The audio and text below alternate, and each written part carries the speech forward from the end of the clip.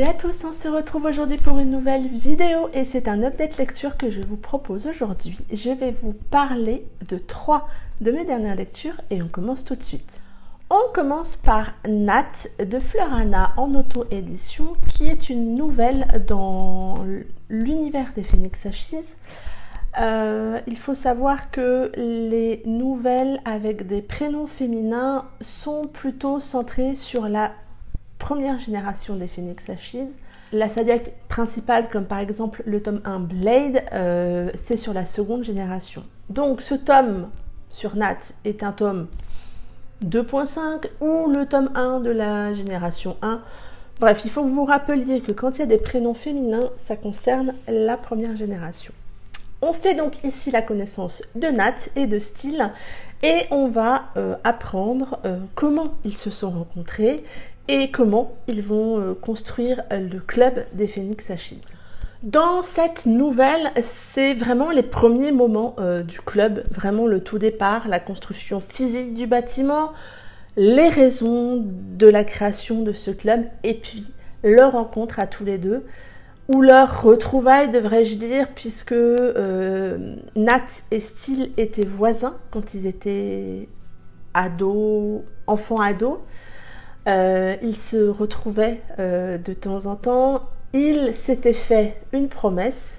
Et quand Steele revient après plusieurs années d'armée, il se retrouve dans une situation qu'il n'imaginait pas. Et je vais m'arrêter là un peu pour le résumer. Moi, j'ai beaucoup aimé. Alors oui, je sais, je suis assez bon public pour tout ce qui est biker. Mais vous savez, j'aime beaucoup l'univers des Phoenix Ashes. J'aime beaucoup la plume de Fleurana. Donc j'étais très contente de retrouver cette nouvelle. J'étais aussi contente et curieuse de découvrir comment les Phoenix Ashes avaient été construits. Comment Nat et Steele se sont rencontrés. Parce que on a un petit peu de Nat dans les tomes de la saga principale, mais on n'en savait pas beaucoup. Et là, j'ai adoré en apprendre un petit peu plus sur elle, sur ce qu'elle avait vécu et un peu pourquoi tous les deux ils s'étaient mis ensemble. Et pourtant, leur démarrage, leur histoire est un petit peu compliquée, bancale, c'est vraiment... Voilà, moi j'ai aimé parce que on aborde un sujet qui me tient particulièrement à cœur, que je vous laisserai découvrir. Mais voilà, Nat c'est une femme forte, on la découvre vraiment forte dans cette nouvelle. Ça a été un très chouette moment de lecture pour moi. J'étais vraiment contente de retrouver les Phoenix Ashes dans cette petite nouvelle. J'ai ensuite lu Fucked Up de Vestier en auto-édition, qui va être un roman dont je vais avoir beaucoup de mal à parler tellement il m'a bouleversée. Je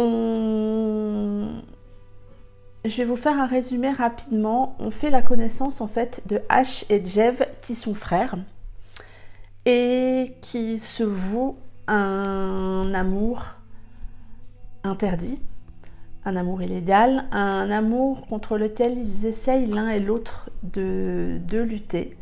Et on va suivre un petit peu leur vie, leurs pensées, leur lutte contre cet amour, contre ce qu'ils en pensent.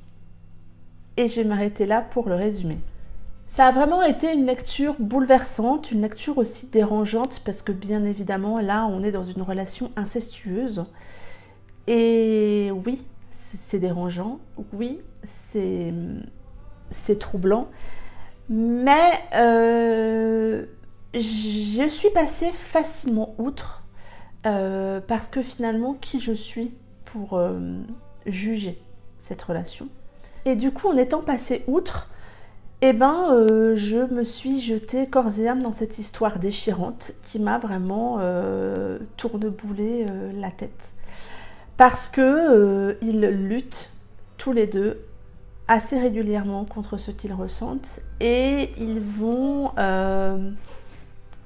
ça va être intense forcément parce que c'est compliqué de lutter sur un amour si fort. On va régulièrement revenir dans le passé pour comprendre un petit peu ce qui s'est passé et je dirais que dès le départ, tous les deux, c'était plutôt mal barré parce que ils ont un démarrage dans la vie qui n'est pas simple et qui peut expliquer qu'à un moment, il se soit rapproché pour se protéger, pour s'aider, pour se relever, pour s'en sortir tout simplement. Et du coup, oui, ça m'a assez vite embarqué. Alors certes, il y a des bémols dans ce roman. Personnellement, il y a certaines scènes qui pour moi n'étaient pas nécessaires. Je pense en particulier à 2 scènes de sexe qui m'ont pas dérangé, mais je les ai pas comprises en fait dans la construction de l'histoire. Parfois, dans certains romans, vous avez du sexe qui explique ou qui fait avancer l'histoire.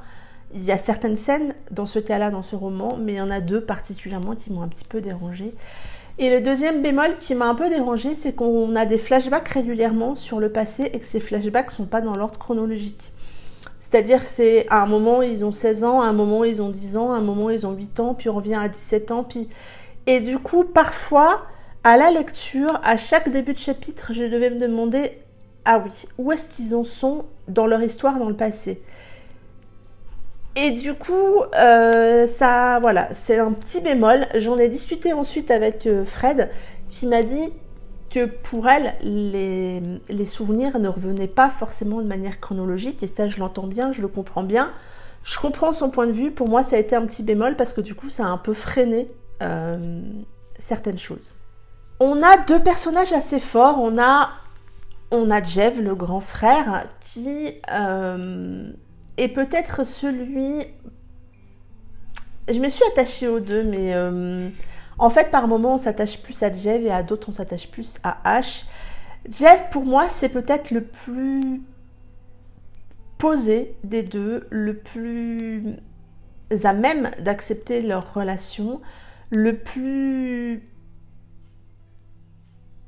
sans doute calme, mais il a un tel besoin de protection vis-à-vis de son frère qui peut, je pense, en devenir étouffant. Et puis en face, on a Ash qui est destructeur, autodestructeur, qui est un personnage relativement égoïste. Et malgré ça, on arrive à s'attacher à lui parce que c'est certainement celui qui a le plus souffert.